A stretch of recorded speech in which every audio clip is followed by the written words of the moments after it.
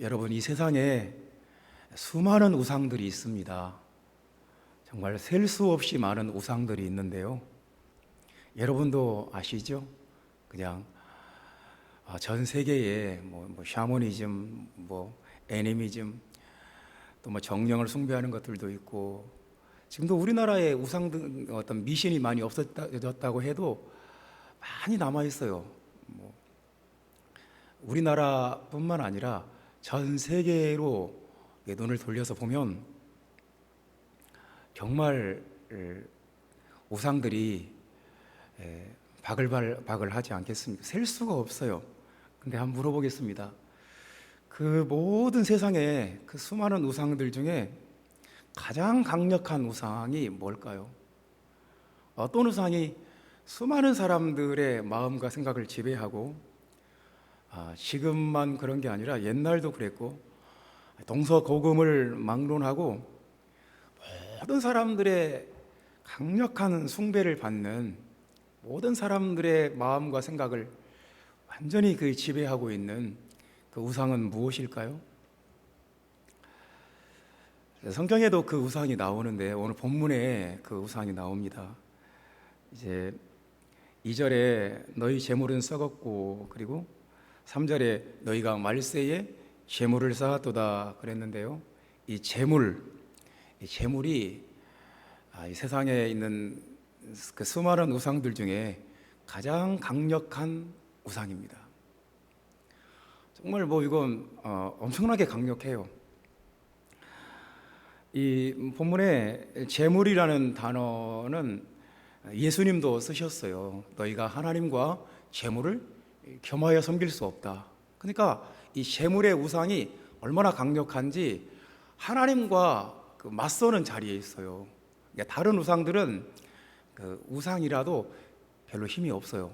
그래서 감히 하나님과 맞설 수가 없는데, 이 재물의 우상은 얼마나 강력한지 하나님과 맞서는 자리에 있어요. 그래서 본문에 2절과 3절에 재물이라는 단어가 나왔는데, 우리가 성경에 재물이라는 단어가 나오면 조금 긴장해야 돼요. 이게 뭔가 심상치 않은 거예요. 뭔가 편안하게 뭔가 지금 악한 역사가 있는 거예요. 이 재물을 조금 더 우리가 와닿게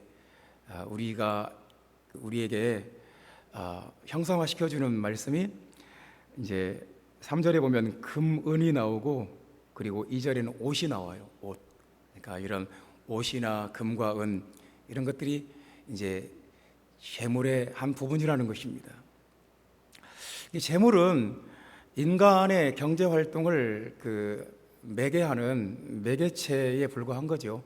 그냥 물물 교환을 하려면 힘드니까 화폐를 만들어서 그 화폐를 가지고 서로 이제 어떤 경제 활동의 매개체인데, 옛날에 전에는 그 지폐, 요즘도 지폐, 그리고 동전, 이런 것들이 이제 재물이지만, 요즘은 재물이 그냥 디지털 숫자에 불과해요. 그냥 이체 딱 해버리면 어떤 그 동전이 가거나 어떤 지폐가 가는 게 아니에요. 그냥 디지털 숫자가 그냥 왔다 갔다 하는 거예요.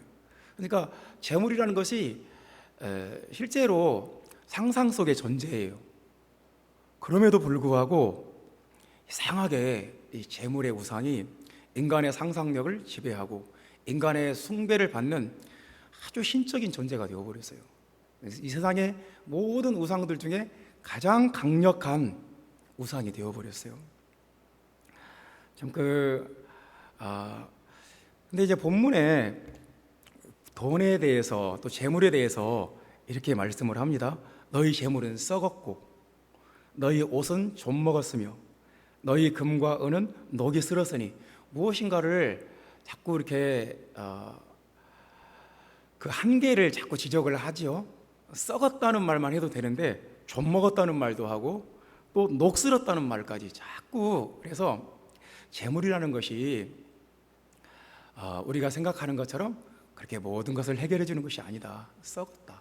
그리고 좀 먹었고 녹슬은 것이다.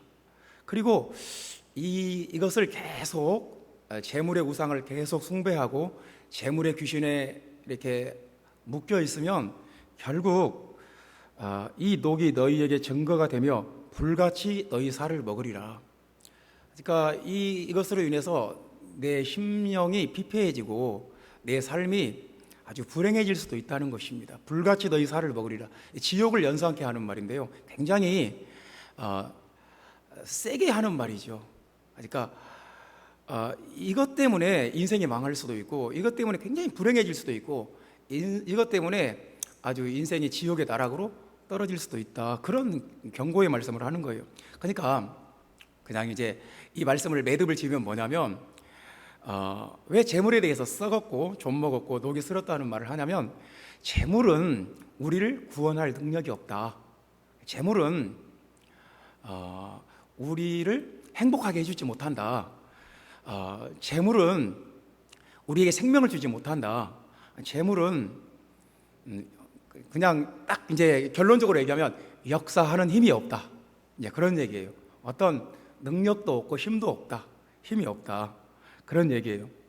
그러니까 이제 재물의 우상은 우리가 약간 돈에 대해서 환상을 가지고 있어서 그렇지 우리를 구원하거나 우리를 행복하게 할 수 없다는 거예요. 오히려 우리 삶을 망쳐버리고 파괴할 수 있다는 거예요. 이제 어제 인터넷 뉴스에 이런 뉴스가 있었어요. 9월 2일, 그러니까 지난주 목요일이죠. 9월 2일 목요일, 마가렛 러프레이, 영국 56살 된 영국 여자분인데요, 이분이 죽었다는 뉴스가 났어요. 마가렛 러프레이 여러분 혹시 아십니까? 근데 영국 신문에 이 여자분이 죽었다는 기사가 났어요. 근데 그냥 평범한 가정주부예요. 근데 왜 이분이 죽었다는 게 신문에 났을까요? 이분이 8년 전까지만 해도 생활보호 대상자였어요. 그래서 뭐 마트 같은 데 가서 알바하면서, 또 동사무소에서 일주일에 92,000원 정도 그 생활비 보조를 받고 그냥 그렇게 사는 거예요. 근데 어느 날 집에 오는 길에 복권을 하나 샀는데 복권이 당첨이 돼버린 거예요. 430억 원이 당첨이 됐어요. 이게 어떻게 됐겠어요? 놀라운 일이죠. 근데 이분이 56세에 지난주 목요일 날 죽었는데, 죽기 전에 이런 말을 한 거예요. 내가 복권 당첨된 것을 후회한다. 복권이 내 모든 삶을 망쳐버렸다. 내 삶을 파괴했고 내 모든 인간관계를 파괴해버렸다. 복권 당첨 이후에 내 인생은 지옥이었다. 이런 말을 하고, 아주 자기는 복권 당첨 때문에 훨씬 더, 그 이전보다 훨씬 더 불행해졌다는 거예요. 그냥 뭐 주변에 아는 사람들, 이런 사람들, 모든 사람들이 이 사람에게 돈을 뜯어가려고 사기를 치고 거짓말을 치고 그냥 인생이 지옥이 돼버린 거예요. 통계적으로도 복권 당첨자들 중에 더 행복해졌다는 사람도 있겠죠. 근데 불행해졌다는 사람이 더 많다는 거예요. 이게 통계적으로 그래요. 그러니까 이제 어쨌거나 재물은 우리의 모든 것이 아니고 우리를 구원할 수 없다는 것이 분명해요. 이게 성경에서도 그렇게 말씀을 하고, 또 이런 신문 기사를 통해서도 우리가 재물이 어느 정도는 우리의 삶을 보장해 주긴 하지만 그것이 절대적으로 우리에게 행복을 가져다 주거나 심지어 우리를 구원할 수 있는 것은 아니구나. 우리가 돈에 대한 어떤 환상, 물질에 대한 어떤 환상을 깨는 그런 좋은 계기가 돼요. 세상에 얼마나 사람들이 이 돈에 대해서 목숨을 거는지 그 어떤 돈과 관련된 관용어들을 보면 알 수 있어요. 그러니까 그런 관용어들을 보면 그 사람들의 그 내면이 포함이 돼요. 관용어라는 것은 습관적으로 쓰는 말이거든요. 사람들이 습관적으로, 모든 사람들이 자꾸 반복해서 쓴다는 말은 그 속에 그 사람들의 그 갈망과 그 어떤 소원이 들어있어요. 예를 들어서 이런 말을 봅시다. 돈방석에 앉는다. 옛날에 그런 말 많이 썼어요. 요즘도 쓰는지 모르겠어요. 돈방석에 앉는다. 그 사람 돈방석에 앉았어. 돈을 깔고 앉았다는 거예요. 이런 게 돈에 대한 어떤 갈망이 들어있는 거예요. 그 군산에는 돈방석 무슨 그 갈비집 뭐 그런 게 있었어요. 지나가다 보면 가게 이름이 돈방석이에요. 또 이런 말도 있습니다. 돈벼락을 맞는다. 벼락을 맞는데 돈벼락을 맞는다. 그런 말도 있어요. 또 요즘은 어디 사업장을 오픈하면 뭐 그런 말을 많이 쓰더라고요. 돈 세다가 잠드세요. 돈을 너무 많이 벌어가지고 돈을 세다 다 못 세고 잠이 드는 거예요. 그렇게 돈을 많이 벌으세요. 이제 그런 얘기예요. 그러니까 이제 그 사람들이 돈에 대해서, 재물에 대해서 얼마나 간절하고 사모하는 마음이 있는지 이런 걸 보면 우리가 알 수 있습니다. 이제 하나님의 백성들은, 이제 하나님 나라의 백성들은 이제 어떤 사람들이냐면, 물론 하나님 나라 백성들도 돈이 있어야 살고 돈을 통해서 선교도 하고 돈을 통해서 하나님 나라를 세워 나가고 그래요. 근데 이제 이 재물이 역사하는 힘이 없다는 것을 아는 사람들이에요. 그리고 이제 무엇이 역사하는 힘인지를 우리는 알아야 돼요. 정말 우리를 구원하는, 우리를 살려주는, 우리를 행복하게 하는 그 힘이 어디에 있는가, 무엇이 우리를 행복하게 하고 우리를 구원하고 우리를 사망에서 생명으로 옮겨주는가, 그 능력이 도대체 어디에 있는가, 무엇이 역사하는 힘인가가 오늘 본문이 우리에게 말씀하는 거예요. 그러니까 이제 이 질문으로 시작합시다. 무엇이 역사하는 힘인가? 그래서 이제 첫 번째 말씀입니다. 우리 10절 말씀 다 같이 읽어봅시다. 10절 말씀. 형제들아, 주의 이름으로 말한 선지자들을 고난과 오래 참음의 본으로 삼으라. 이제 오래 참음, 이 단어가 나왔는데요. 오래 참음이 역사하는 힘이다.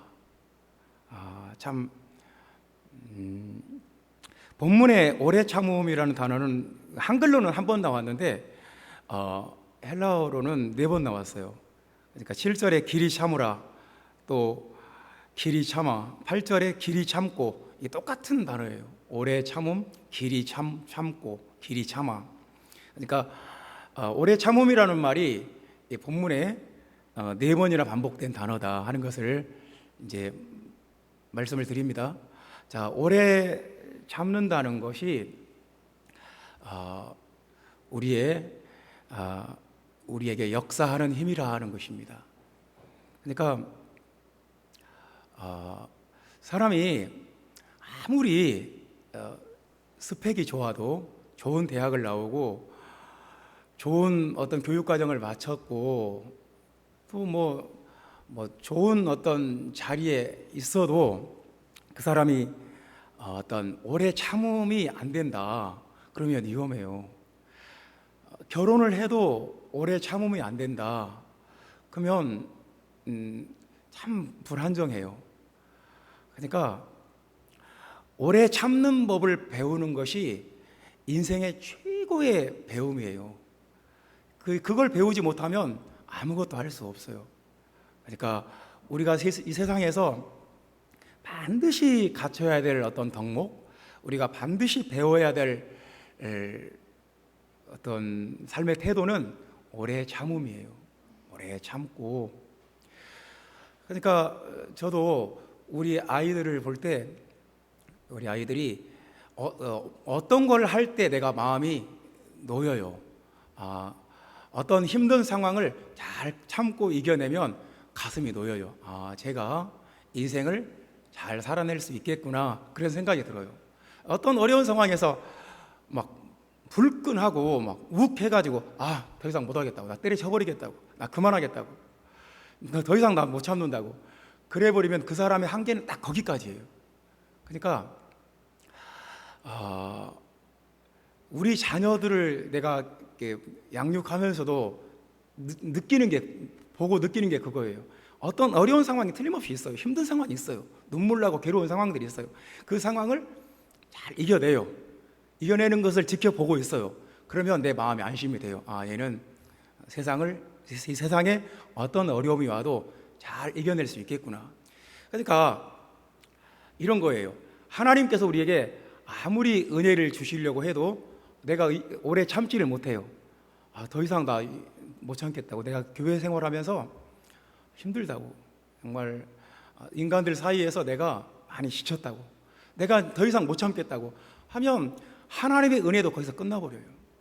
더 이상 하나님께서 네가 여기만 조금 더 참고 이 고비만 좀 넘으면 내가 너에게 약속한 많은 것들이 있는데 정말 아쉽구나. 그렇게 돼버리는 거예요.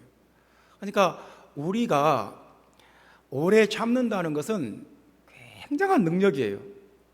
우리가 오래 참음이 없으면 어떻게 세상을 살아낼 수가 있겠으며, 이 세상을 살아내기도 벅찬 사람이 어떻게 천국 가는 순례자의 길을 끝까지 갈 수가 있겠어요. 그래서 형제자매 여러분, 오래 참는 것이, 오래오래 참고 바라고 그리고 기다리고, 이것이 우리 하나님의 백성들이 꼭 배워야 될, 갖춰야 될 덕목이에요. 이것이 역사하는 힘이에요.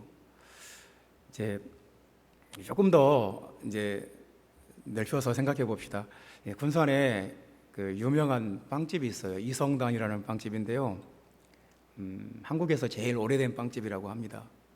근데 뭐 군산 사람들은 그냥 이제 좀 유명한 빵집인가 보다 해요. 그리고 한 번씩 가서 빵도 사고. 근데 어느 날 갑자기 그 집 앞에 긴 줄이 생기는 거예요. 아침에도 줄이 있고 오후에도 줄이 있고 저녁에도 다 항상 줄이 서 있어요.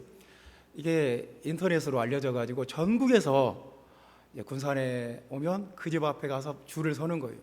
근데 여름에도 겨울에도 끝도 없어요. 그 줄이 가게에서 다른 큰 도로까지 쭉 그렇게 코너로 이렇게 휘어져 있어요. 근데 그 더운 여름날 막 1시간, 2시간씩 서서 기다리는 거 보면 이해가 안 돼요. 도대체 저 빵 하나를 위해서 저 고생을 한다는 게 나는 이해가 안 되더라고요.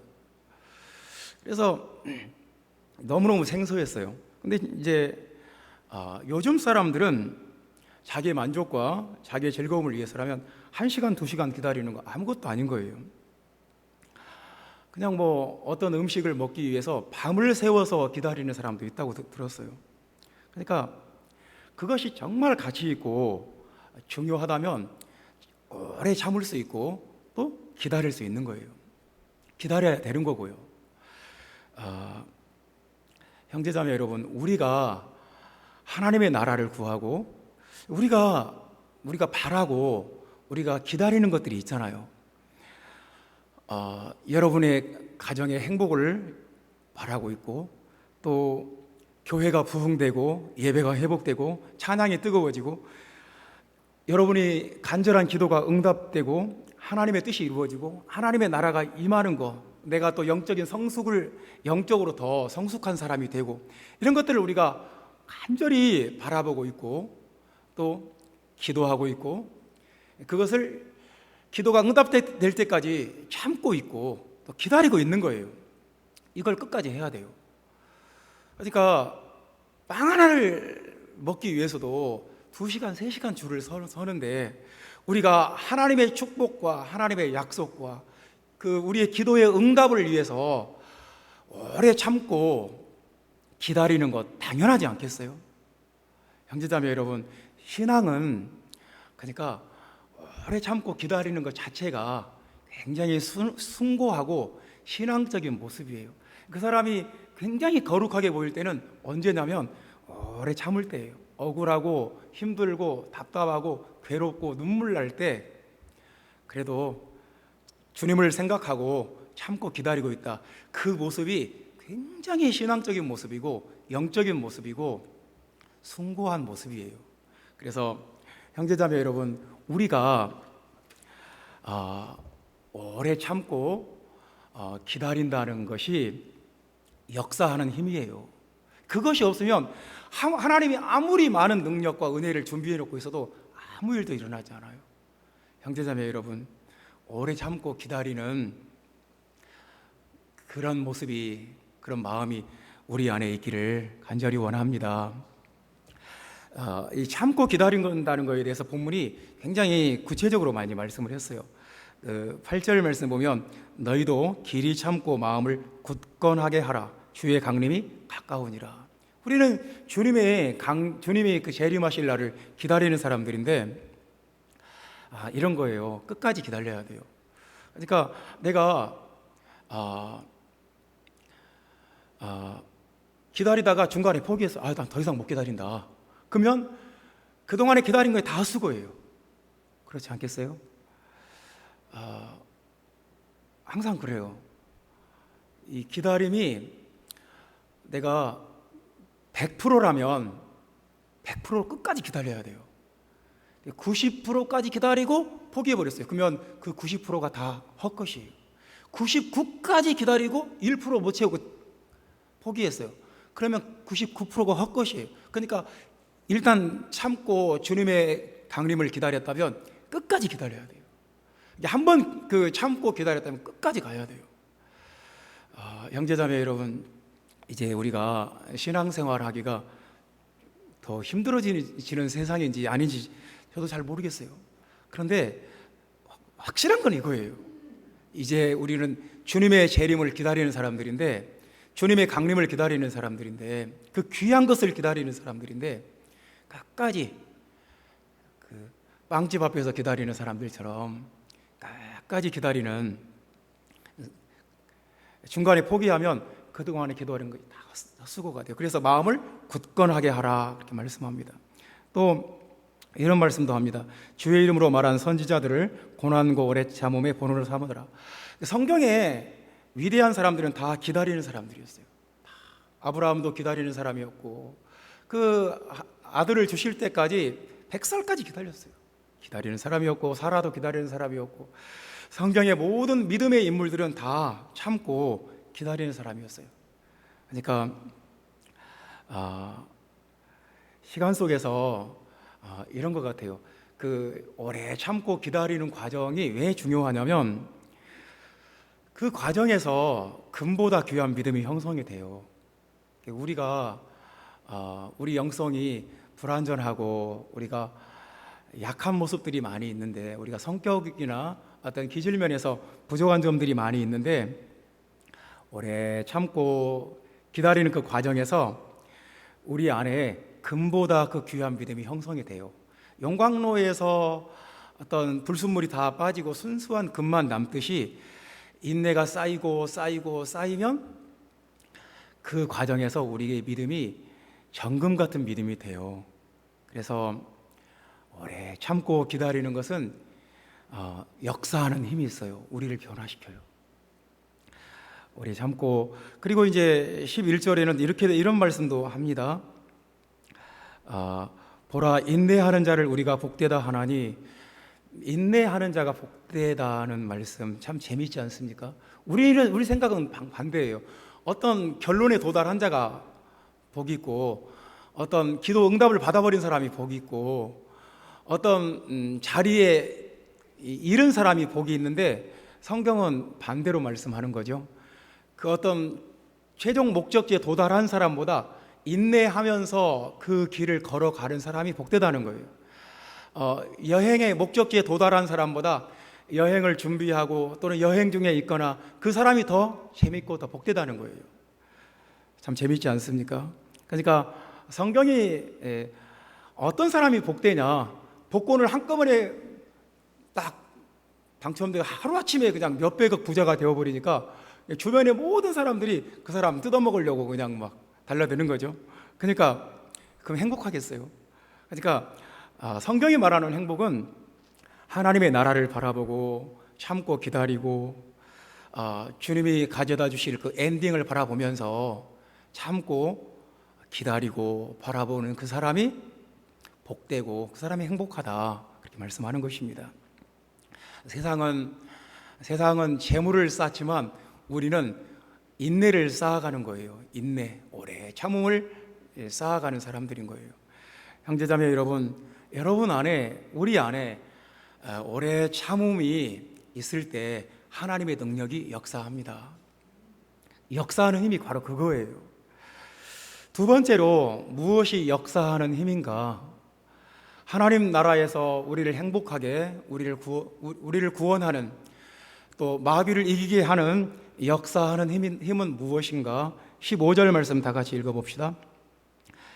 믿음의 기도는 병든 자를 구원하리니 주께서 그를 일으키시리라. 혹시 죄를 범하였을지라도 사하심을 얻으리라. 아멘. 믿음의 기도가 역사하는 힘이 있다고 말씀합니다. 믿음의 기도는 역사하는 힘이 있다. 여러분, 기도에 대해서 얘기하면 오늘 목사님이 우리한테 왜 기도 생활 안 하냐고 뭐라고 이렇게 막 꾸중하려나 그런 생각을 할지도 모르겠어요. 그런 게 아니고요. 우리는 다 기도하는 사람들이에요. 기도 안 하는 사람은 한 사람도 없어요. 기도를 안 하면 살 수가 없어요. 그러니까 나는 왜 기도하는가? 안 하면 안 되니까 하는 것 같아요. 저도 물어봤어요. 내 스스로에게 내가 왜 기도를 하는가? 기도를 안 하면 살 수가 없어요. 그러니까 이런 질문하고 똑같아요. 왜 나는 밥을 먹는가? 밥을 안 먹으면 살 수가 없어요. 왜 나는 숨을 쉬는가? 숨을 안 쉬면 못 사는데요. 그러니까 기도는 이건 그냥 나도 모르게 자연스럽게 안 하면 안 되니까 하는 것 같아요. 기도를 안 하면, 그러니까 이 세상에 어떤 것들은 기도 안 하고도 해결되는 것들이 있어요. 근데 기도해야만 해결되는 것들이 더 많아요. 그래서 기도를 안 하면 굉장히 힘들어요. 마음도 힘들어지고요, 몸도 힘들어져요. 반대로 여러분이 굉장히 힘들어요. 마음도 지쳤고 몸도 지치고 정말 세상에 정말 마음을 둘 데가 없어요. 모두가 내 마음 몰라주고 내가 힘들어요. 기도밖에 없어요. 주님 앞에 기도하는 수밖에 없어요. 기도가 저는 목회자니까 기도에 대해서 훨씬 더 많은 옵션들이 있어요. 그냥 예배당에 와서 기도할 수도 있고, 내 방에서도 기도할 수도 있고, 집에서도 기도할 수 있고. 근데 기도가 하루에 몇 분이라도 하나님 앞에 내가 서 있든지 앉아 있든지 걸어가든지 어느 곳에 있든지 기도가 꼭 필요한 순간이 있어요. 답답하고 지치고 힘들 때 기도가 꼭 필요한 순간이에요. 그때 기도해야 돼요. 막 우리에게 그 영적인 압박감과 어떤 답답함과 영적 싸움이 있을 때 기도 외에는 다른 길이 없어요. 우리가 그거 알잖아요. 체험했잖아요. 그렇지 않습니까? 아니 어떤 것들은 내가 목이 마르면 물 마시면 돼요. 배고프면 밥을 먹으면 되는 거고, 그리고 좀 마음이 울적하다 그러면 좋은 음악 들으면 돼요. 근데 그것으로 해결 안 되는 게, 밥을 먹어도 물을 마셔도 좋은 음악을 들어도 좋은 영화 한 편을 봐도 좋은 책을 읽어도 해결이 안 되는 어떤 영적인 구원받아야 될 어떤 부분들이 있어요. 그럴 때 기도 외에는 다른 방법이 없어요. 기도만이 돌파하는 능력이 있어요. 그러니까 돈으로 해결되는 것이 있고 돈으로 해결 안 되는 부분들이 있는데 그건 기도로 해결을 해야 돼요. 본문에 보면 어떤 사람이 기도하라고 했냐면 고난당하는 자가 있느냐 기도하라 그랬습니다. 우리에게 어떤 고난이 오는데 그냥 어떤 쉬운 고난이 있어요. 그냥 어떻게 조치하면 되는 고난들이 있고, 기도 안 하면 해결 안 되는 고난들이 있어요. 이 정말 정체를 알 수 없는, 이것이 왜 나한테 왔고 이것을 어떻게 해결해야 되는지 알 수 없는 그런 고난들도 있어요. 그건 기도해야 해결되는 고난들이에요. 그럴 때 이 고난을 해결하기 위해서 내가 어떻게 기도하는 수밖에 없죠. 15절 말씀 보면 믿음의 기도는 병든 자를 구원하리니, 누가 기도해야 됩니까? 병든 자 기도해야 돼요. 병원 가서 약 먹고 치료받고 낫는 병도 있지만 하나님이 고쳐주셔야만 되는 병들도 있어요. 하나님이 치료해 주셔야 되는 병도 있어요. 하나님께 기도해야 돼요. 병원 가서 치료를 받더라도 기도해야 돼요. 오늘 본문에 보면 기름을 바르며 기도하라고 그러지 않습니까? 이게 그 기름을 바르라는 말이 기도하기 전에 어떤 기름을 막 뿌리는 어떤 의식 절차를 하고 기도하라 그런 내용이 아니에요. 기름은 감람유, 올리브유. 그 당시에는 기름이 이게 약이었어요.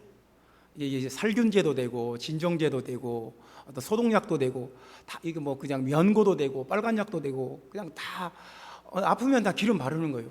다른 약이 없어요. 그러니까 약을 바르면서 기도하라는 거예요. 그러니까 하나님 앞에 여러분들이 치료 받으면서 하나님께 기도해야 돼요. 어떤 하나님께서 치료해 주셔야 되는 병도 있어요. 그러니까 하나님이 치료해 주실 때는 그 병의 뿌리가 되는 그 마음까지 치료해 주시기 때문에, 그 영혼까지 치료해 주시기 때문에 우리가 육신의 어떤 증상만 치료하는 게 아니라 그 병의 뿌리가 되는 그 죄까지 치료를 받아야 되기 때문에 하나님께 기도하라는 거예요. 그리고 16절 말씀 보면 너희 죄를 서로 고백하며 병이 낫기를 위하여 서로 기도하라. 마음속에 죄의 죄책감이나 끊어지지 않는 죄가 있으면 기도하라는 거예요. 그 죄라는 게 그래요. 끈적끈적한 어떤 그 오염물질과 같아서 잘 떨어지질 않아요. 이 어떤 우리가 쥐 잡을 때 약국에서 끈끈이 사다가 쓰는데 죄라는 게 이 끈끈이 같아요. 그래서 한번 딱 달라붙으면 잘 안 떨어져요. 이걸 뭐 떼려고 발버둥 치면 칠수록 더 달라붙는 거예요. 이것을 끊는 능력은, 이 죄를 끊어버리는 능력은 기도밖에 없어요. 기도해야 돼요. 죄의 세력, 내 어떤 유전자 속에 있는 죄, 어떤 내 기질 속에 있는 죄, 내 습관 속에 있는 모든 죄들, 이 죄를 끊어버리는 게 내가 결심한다고 되는 게 아니라니까요. 내가 다시는 이 죄를 짓지 않게, 아무리 마음 먹어도 안 돼요. 기도해야 돼요.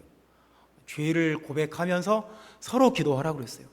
그러니까 우리 인생에 어떤 표면적인 문제, 자질구레한 문제는 그냥 뭐 돈으로도 해결될 수 있는 게 많아요. 근데 정말 중요한 문제, 죄의 문제, 질병의 문제, 어떤 고난의 문제, 우리 영적인 문제는 기도로 돌파하지 않고는 해결이 안 되는 게 있어요. 그래서 기도밖에 없어요.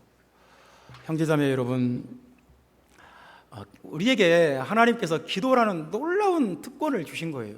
기도할 수 있는, 정말 이 기도는 하늘을 열기도 하고 닫기도 해요.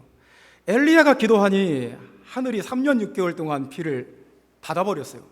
그리고 엘리야가 다시 기도하니까 하늘이 또 하늘을 열고 비를 내려주셨어요. 그러니까 우리가 기도하면 우리와 성정이 똑같은 엘리야가 기도할 때 그런 능력이 나타났어요. 형제자매 여러분, 여러분 가정에 기도할 것 많잖아요.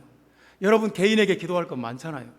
여러분 우리 교회에 기도할 것 많잖아요. 하나님이 열어주셔야 되는 것들이 많잖아요. 어떻게 해야 되겠어요? 이거 뭐 우리가 어떻게 해볼 수 있는 것이 많지 않아요. 하나님 앞에 기도해야 돼요. 세상 사람들은 재물을 쌓는 것이 인생의 목적이에요. 하나님의 백성들은 기도를 쌓아야 돼요. 기도를 쌓고 또 쌓고, 기도의 능력과 응답과 기도의 간증을 쌓아 나가야 돼요. 기도의 능력을 체험하는 사람들이 되어야 돼요. 하나님, 기도라는 것이 이렇게 신비한 것이구나, 이렇게 놀라운 것이구나. 재물을 많이 쌓아둔 사람과 기도를 많이 다 쌓아둔 사람과 누가 더 강력하겠어요? 형제자매 여러분, 이 세상에서 흑암의 권세를 이기고 마귀 권세를 깨뜨리고 돌파하는 능력은 기도 외에는 없어요. 기도는 역사하는 힘이에요. 세 번째 말씀입니다. 무엇이 역사하는 힘인가? 말씀의 능력, 복음의 능력이 역사하는 힘이다 하는 말씀입니다. 우리 19절 말씀 봅시다. 내 형제들아, 너희 중에 미혹되어 진리를 떠나는 자를 누가 돌아서게 하면, 이제 20절에도 미혹됐다는 말이 또 나와요. 너희가 알 것은 죄인을 미혹된 길에서 돌아서게 하는 자가, 미혹됐다는 말은 이건 굉장히 영적인 말입니다. 마귀에게 속아 넘어갔다는 말이에요. 미혹됐다는 말은, 그러니까 미혹이라는 단어가 나오면 마귀 생각하면 돼요. 영적이 눈에 안 보여요. 미혹이라는 것이. 이제 코로나 바이러스가 자꾸 변이가 생기니까 참 문제죠. 자꾸 변이가 자꾸 발생해요. 그래서 이제는 뭐 언제 어디서 누구에게 감염이 될지 알 수가 없어요. 참 되게 아무리 뭐 거리두기를 해도 이건 뭐 참 어떤 방법이 없는 것 같아요. 계속 참고를 해요. 그래서 뭐 이런 상황에서 어떻겠습니까? 계속 건강 유지 잘하고 면역력 강하게 유지하고 또 백신도 맞고 그렇게 해야 되겠죠. 영적인 상황도 똑같아요. 영적인 상황도 미혹의 영이 있어요. 미혹의 영들이 막 돌아다니면서 마치 눈에 보이지 않는 바이러스가 사람들을 감염시키는 것처럼 미혹의 영이 사람들 마음속에, 사람들 입속에 막 돌아다니면서 감염을 시켜요. 그러니까 미혹됐다는 말은 그냥 감염이 되었다는 거예요. 어떤 전염병에 전염이 돼요. 그래서 하나님 나라 백성들도 미혹이 돼요. 그래서 너희 중에 미혹되어, 너희 중에 교회 안에도 미혹된 사람들이 있었다는 거예요. 그래서 이제 우리에게 미혹의 영이 이 바이러스가 자꾸 변이가 생기잖아요. 이단들도 똑같아요. 이단들도 초대교회 때도 이단이 있었고 지금 이단들은 그 변종들이 계속 이단들은 항상 어떤 이단이 있었고 거기서 변종들이에요. 그래서 지금 세상에도 얼마나 많은 이단들이 있고 지금 세상에도 얼마나 많은 미혹의 영들이 있고 막 유튜브에 들어가 보면 막 수두룩해요. 그냥 미혹의 영들이. 이런 미혹의 영들이 우리에게 틈타지 못하게, 그리고 이런 것들이 감염되지 않게 우리가 내 자신을 방어를 해야 되는데, 그것이 하나님의 말씀이에요. 복음의 능력이에요. 복음의 능력이 살아있으면 어떤 이단이 와도, 어떤 미혹이 와도 절대로 넘어지지 않아요. 그러니까 복음에 대해서 사모하는 마음을 가지고 복음의 능력을 체험하고 있어야 이게 나의 영적인 방어막이 돼요. 그래서 마귀의 미혹으로부터 우리를 지켜주는 것은 복음이에요. 형제자매 여러분, 예수님의 죽음, 장사와 부활에 대해서 십자가에 달려 죽으시고 장사되시고 사흘 만에 부활하신 그 예수님이 유일하신 하나님이다, 이런 신앙 고백을 여러분 항상 붙잡고 있어야 돼요. 강력하게 붙잡고 있어야 돼요. 이것이 흔들어지면 우리는 그냥 아무런 방어막 없이 우리는 속수무책으로 당하는 거예요. 복음의 능력, 복음은 우리를 구원하는 능력이에요. 역사하는 힘이에요. 복음은 실제로 살아서 역사하는 힘이에요. 살았고 운동력이 있어서 좌우의 날선 어떤 검보다도 예리하여 혼과 영과 및 관절과 골수를 찔러 쪼개는 능력이 있어요. 그래서 이 복음의 능력을 여러분 안에 강력하게 붙잡아야 돼요. 그렇지 않으면 그냥 바람에 나는 겨와 같아요. 이 말 들으면 이것에 미혹되고, 이 말 들으면 이것에 미혹되고, 그냥 별것이 다 미혹이 와요. 그냥 어떤 복음의 뿌리가 확실히 서 있지 않으면 우리는 쉽게 팔랑개비처럼 쓰러져요. 미혹돼요. 이렇게 항상 휩쓸려요. 형제자매 여러분, 미혹의 영이 바이러스처럼 틈타고 역사하는 이 세상에서 우리가 하나님의 말씀, 복음의 진리 확실히 붙잡고, 그 복음은 역사하는 힘이 있어요. 여러분을 지켜줘요. 계속 복음의 능력이 여러분 안에 회복되어 나가기를 예수님의 이름으로 축원합니다. 하나님의 백성들에게는 역사하는 힘이 있어요.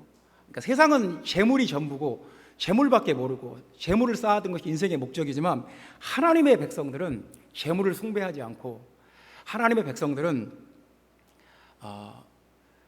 나에게 역사하는 힘이 무엇인가, 나를 구원하고 나를 살게 만들고 나에게 생명을 주는 역사하는 힘은 무엇인가, 오래 참고 기다리는 것이다. 그리고 믿음의 기도는 역사하는 힘이 있다. 복음의 능력은 역사하는 힘이 있다.